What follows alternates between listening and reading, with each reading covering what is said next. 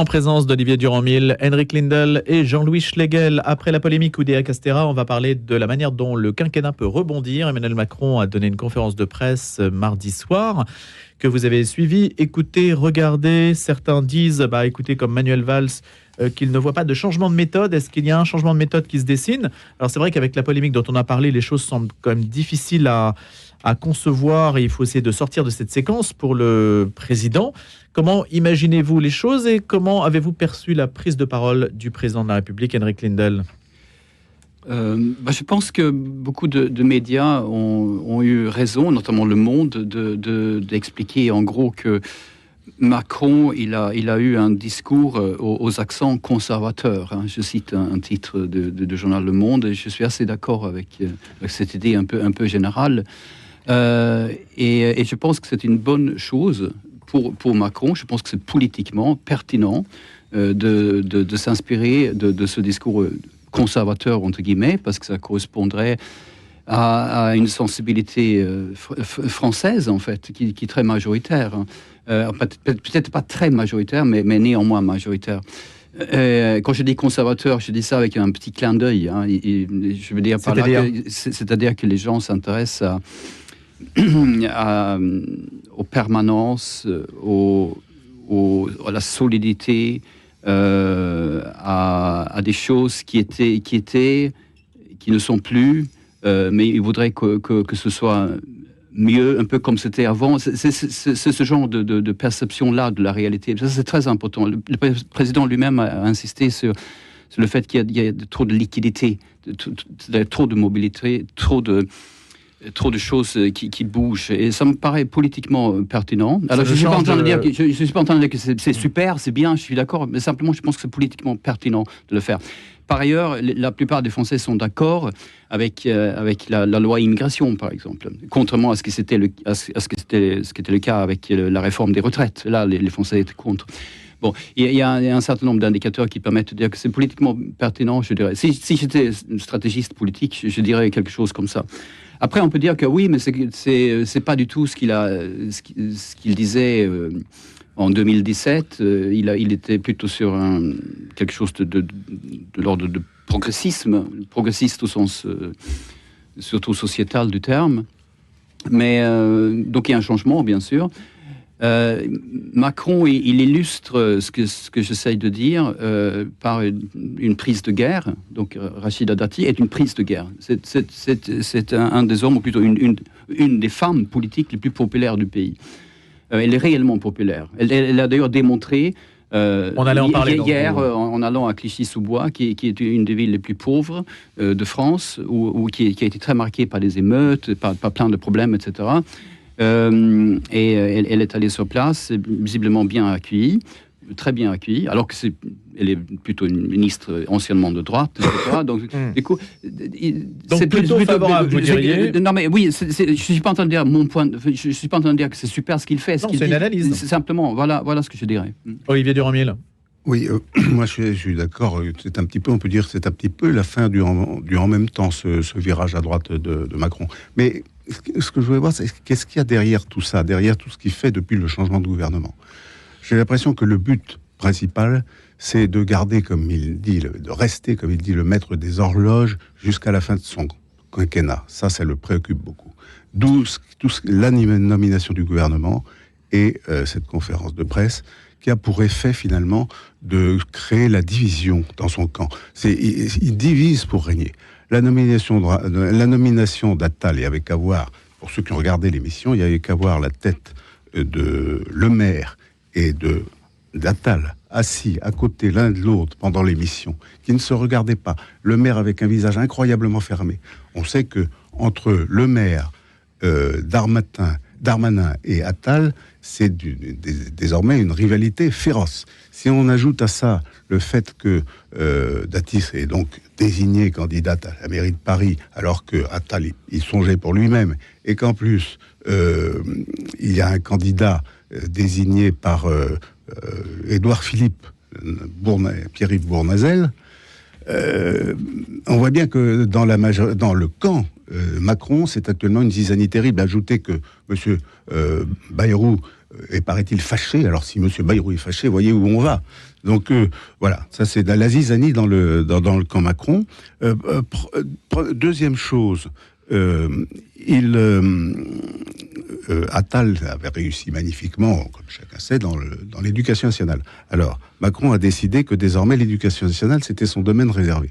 On voit très bien par là qu'il cherche à accaparer pour lui-même la popularité qu'Attal avait obtenue à ce poste.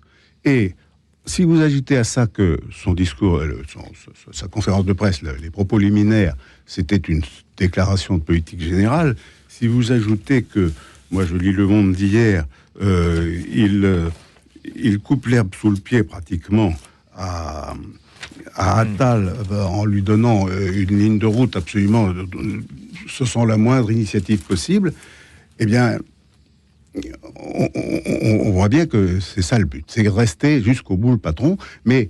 et peut-être empêcher aussi la déroute européenne aux européennes. Alors, empêcher la déroute aux européennes, sûrement, mais bon, c'est pas sûr qu'il... Alors ça, c'est l'autre aspect de la question, c'est pas sûr qu'il y parvienne, parce que ce virage à droite, au fond, quel est l'objectif maintenant? Je sais pas si vous vous souvenez, les gaullistes, ils disaient du temps de Gaulle, ils disaient entre les communistes et nous, il n'y a rien.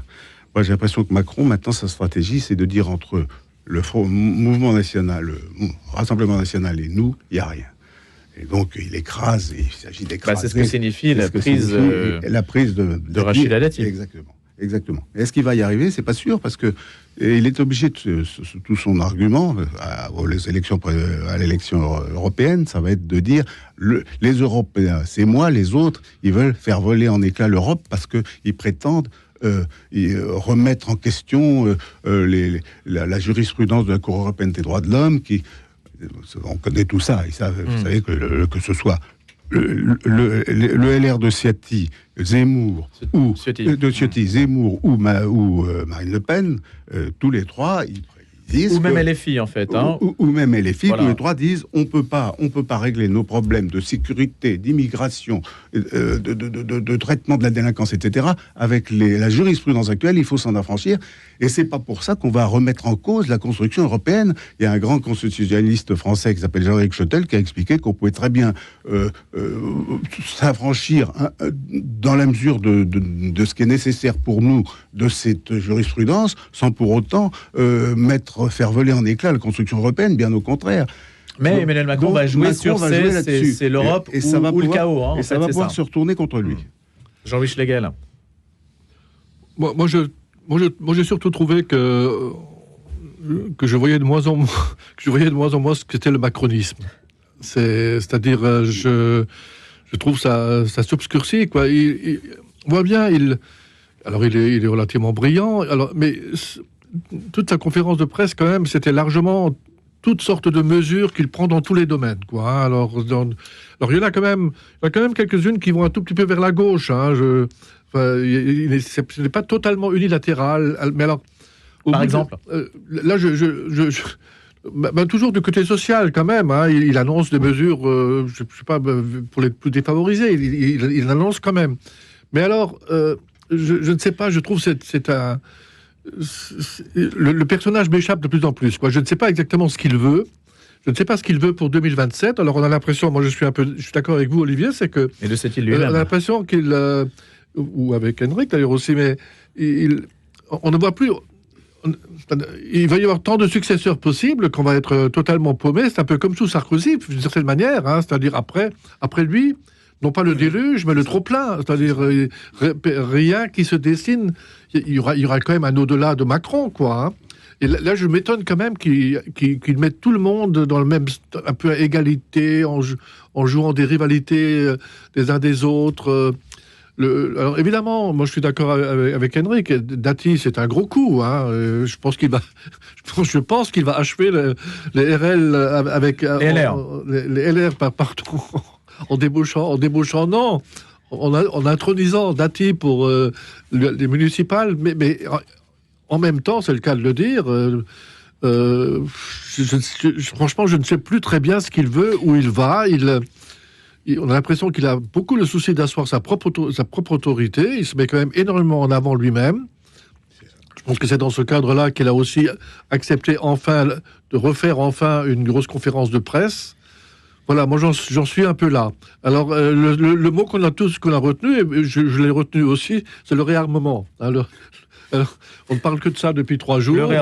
Le réarmement démographique en particulier. Alors on se demande qu'est-ce qu'il peut mettre derrière, parce que celui-là en particulier met quand même en jeu des hommes et surtout des femmes. Alors, comment va-t-il les motiver?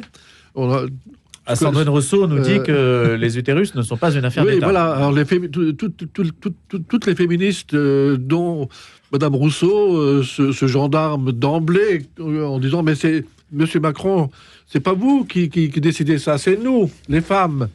Il n'y a pas besoin d'hommes. Mais bon, qu'est-ce qu'il faut mettre derrière ce terme de réarmement? Mais là, par exemple... voilà, donc moi je suis un peu perplexe. Voilà, elle m'a laissé, plutôt que de me donner de nouveau confiance dans une ligne, ou quelque chose de fort, je suis resté sceptique, perplexe, je le reconnais. Le personnage s'obscurcit. Henrik Lindell, selon vous, Jean-Louis Schlegel. J'abonde dans le sens de Jean-Louis, évidemment. Quand j'ai étudié les sciences politiques il y a longtemps, il y a 30 ans ou 25 ans, il était question de quelque chose qui paraissait nouveau à l'époque, c'était des partis attrape-tout, des formations politiques attrape-tout, catch-all parties, comme on disait en anglais. Et le macronisme, c'est ça pour moi. Ça veut attraper, ça veut tout attraper, en fait.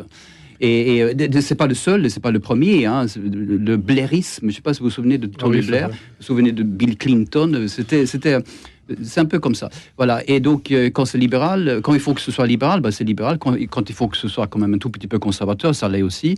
Bon, bref, ça c'est en fonction des opinions. Tout le monde y trouve son compte. Oui. Et après, maintenant, je suis pas en train. Je veux dire, Macron, je suis sûr qu'il a des constantes, il y a des valeurs aussi, et il n'est pas forcément mauvais tout le temps. Sur la démographie, autant je pense que ce qu'il a dit concrètement ne me semble pas très intéressant finalement, parce qu'il veut lutter contre l'infertilité, par exemple. Bon, c'est compliqué, on est d'accord là-dessus. Il veut avoir un nouveau type de congé parental, dont j'ai oublié le terme, mais ce qui est très bien, je trouve, vraiment, alors là c'est mon point de vue, je pense que c'est bien de parler de ce défi démographique, au sens où on est face à une diminution du nombre d'êtres humains sur toute la planète. C'est pas propre à la France, bien sûr. Mais c'est un problème qui concerne surtout l'Occident, et bien sûr la Chine aussi, et le Japon aussi, mais la Russie, mais ça concerne une grande partie de la planète, en fait. Oui. Ouais, on est d'accord. Et donc ça, je veux dire, il faut pas l'Afrique, apparemment. Oui, pas l'Afrique, évidemment. Mais c'est un problème absolument important. Si dans 50 ans, on va avoir un actif et demi, pas deux, mais un et demi, pour un retraité. Mais ça veut dire qu'il y a un homme politique, ça ne va pas être tenable. Il y a un homme politique qui résonne au-delà de 50 ans, qui résonne déjà à l'horizon de 50 ans, ce qui est quand même une exception. Non, et donc il faut... il est de bon ton en tant que journaliste de critiquer toujours le gouvernement et le président et l'exécutif, etc. Et il n'y a aucun problème. Je passe beaucoup de temps de ma vie professionnelle à critiquer le macronisme. Mais je veux dire, tout n'est pas mauvais. On est d'accord là-dessus. Non, on essaie de comprendre. C'est juste ça. Moi, je n'ai pas de... Et c'est quand même mieux. Et mon point de vue, c'est aussi que c'est effectivement mieux que le Rassemblement National. Là, il y a beaucoup moins de contenu côté Rassemblement National aussi. Et je pense qu'il a raison là-dessus. Alors, est-ce que vous voulez parler de Paris? Est-ce qu'il faut à Paris, puisque vous avez abordé le sujet de Rachida Dati à Paris, est-ce qu'il faut changer le scrutin à Paris, à votre avis? C'est-à-dire avoir un scrutin direct, on élit le maire de Paris comme on élit le président de la République, par exemple Olivier Durand-Mille. Est-ce qu'à votre avis, il faut qu'il y ait des changements de cette nature-là? Je vais vous dire, moi, mon idée sur la question, c'est que Valéry Giscard d'Estaing a fait une très grosse erreur en faisant élire le maire de Paris. Il n'y avait pas de maire à Paris, si vous vous souvenez, avant. Jusqu'en 77. Jusqu'en 77. Pourquoi? Parce que Paris n'appartient pas aux Parisiens. Paris appartient à tous les Français. Et on voulait, très justement, juste à cette époque-là, que Paris soit géré directement, en réalité, par le gouvernement. Bon, je crois que c'est une très grosse erreur qui a été commise. Alors maintenant, la question de savoir si on va aller Une élection directe. Pour prolonger ce que je dis, on le voit avec Hidalgo. On voit qu'il prend des initiatives qu'elle prend au détriment de tous les habitants de la banlieue, d'ailleurs, par exemple.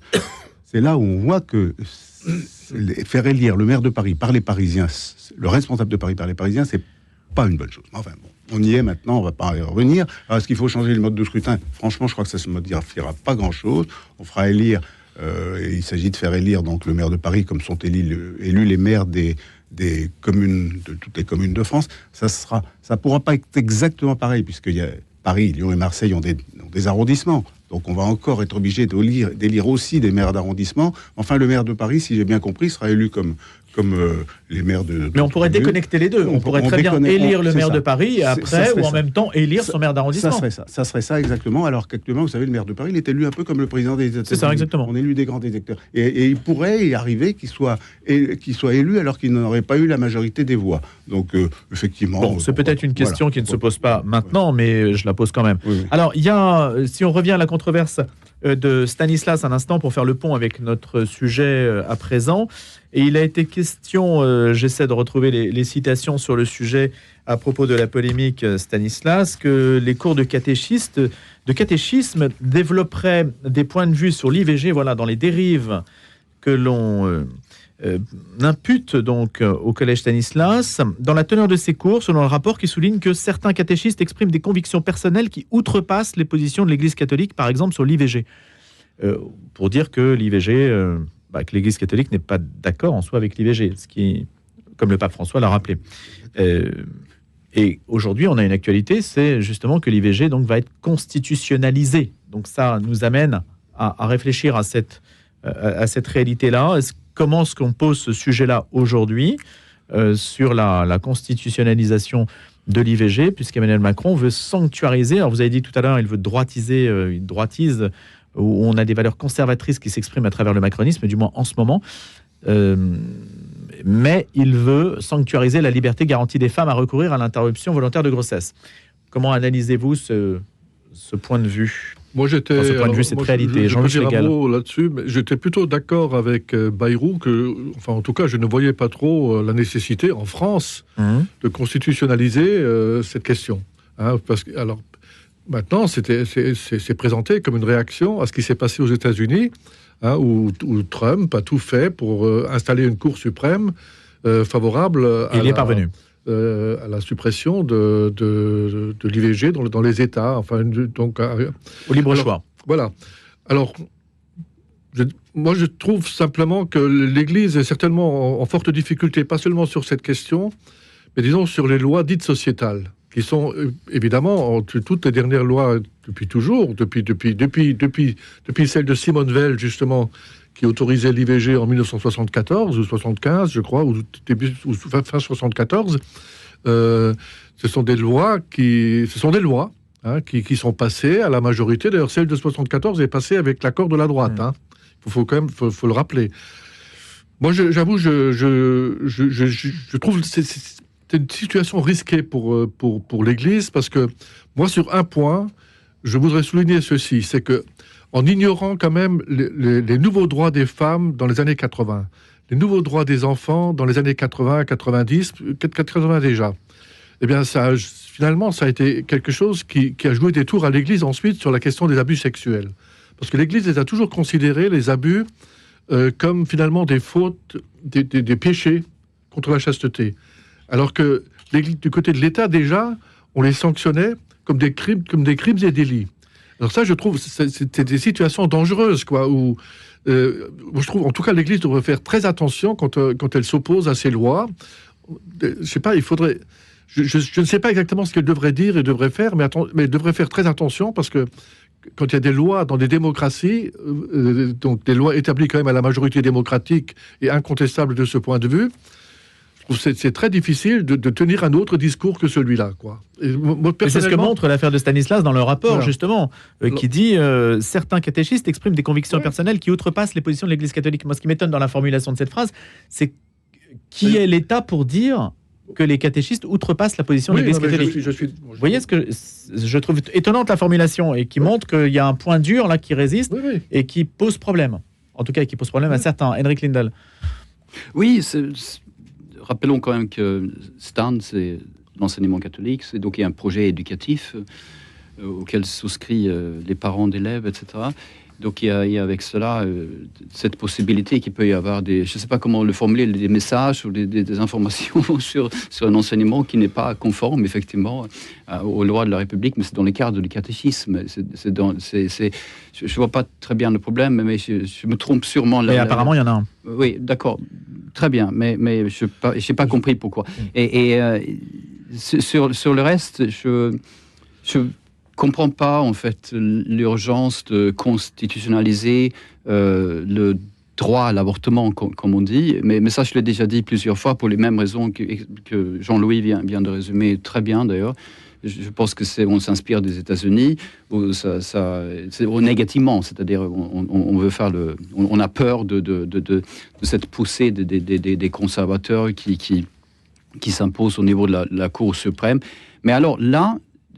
Mais on ne vit pas aux États-Unis, est-ce que oui, voilà, exactement. Donc, d'ailleurs, je parle toujours de la Suède parce que je suis suédois, etc. La droite qui est au pouvoir en Suède veut faire la même chose en Suède. Ceci est absurde. Il y a le droit à l'avortement, comme on dit.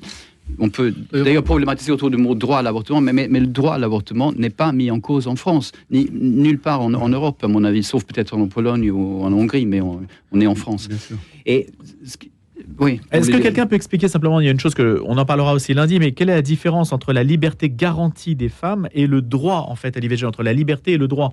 Il y a un changement de formulation. Le projet de loi prévoit d'insérer à l'article 34 de la Constitution que la loi détermine les conditions dans lesquelles s'exerce la liberté garantie à la femme d'avoir recours à une interruption volontaire de grossesse, alors que le droit est déjà inscrit dans la loi. Je ne vois pas, moi, la subtilité entre les deux, l'écart entre les deux. Olivier Durand-Mille, en tout cas. Écoutez, moi je la vois pas non plus, mais je suis moins indulgent que vous sur cette initiative du président de la République. Moi je crois que c'est un coup politique à la vérité, parce que inscrire l'avortement dans la Constitution, et on sait bien qu'il va pouvoir faire sa réforme de la Constitution et qu'elle va passer parce que personne n'osera s'opposer à cette réforme qui est parfaitement inutile, parce que personne en France, contrairement aux États-Unis, personne ne remet en cause le droit à l'avortement.